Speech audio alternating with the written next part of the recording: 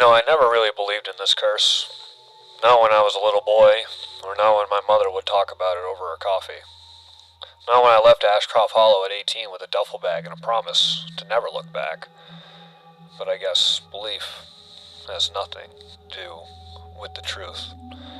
I came back in 2024 after my father had died and left me his old house on the edge of Main Street. My wife, Lydia, said it would be good for the kids. Quiet, she said. Safe. She was wrong about both. Ashcroft Hollow sits in the cradle of Hunter's Mountain, a jagged gray mass that swallows the horizon. Every morning it looks different. Sometimes it's shrouded in fog, sometimes sharp as broken glass against the sunrise. The locals say the mountain watches. I used to think that was just poetry, but now I know better. It started small. Old Henry Cobb was the first. I saw him at the general store one morning, standing by the ice machine, gulping down windshield washer fluid like it was a glass of water. His lips were blue, his throat raw, but he wouldn't stop. He died before the paramedics could even get him into the truck. Then came more. Miss Kitteridge, the school librarian, was found in the faculty lounge drinking mop water.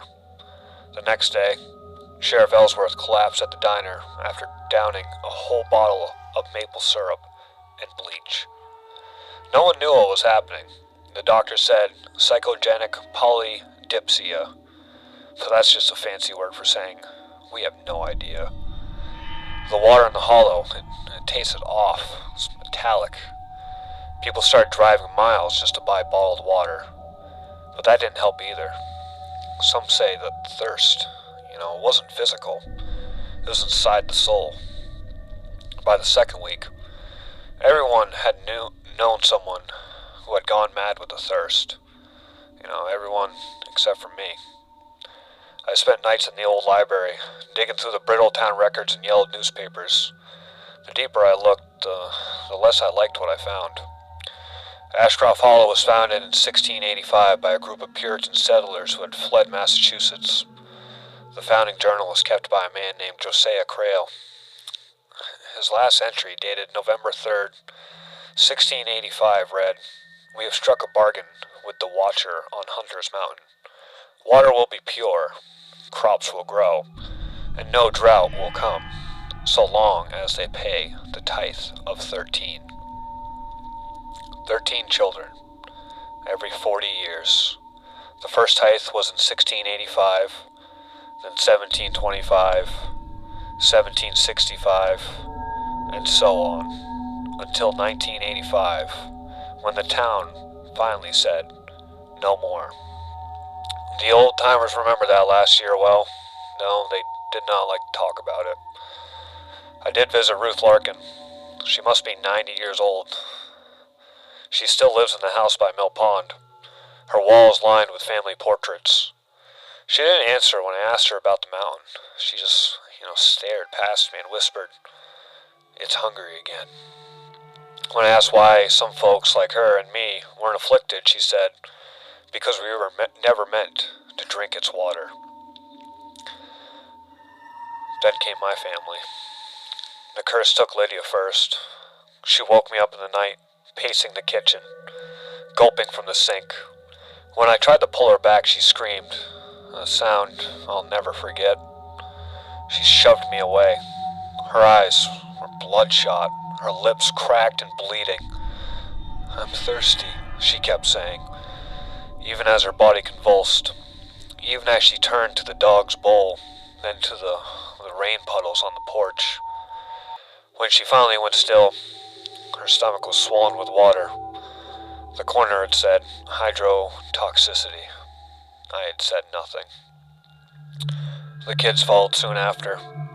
Samuel was 12. He drank the entire fish tank dry. Maggie was 8. I found her by the washer with a bottle of detergent spilled beside her.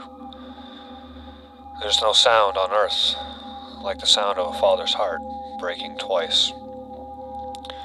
After burying them, I went back to the library. I traced a pattern of years and names, counting and comparing. The last tithe had been in 1985, 40 years ago, exactly. 13 children. That's what it wanted. This is what it always wanted. The thirst wasn't a disease, it was a summoning, a punishment for breaking the pact. The god of Hunter's Mountain, the Watcher, was calling for what it was owed.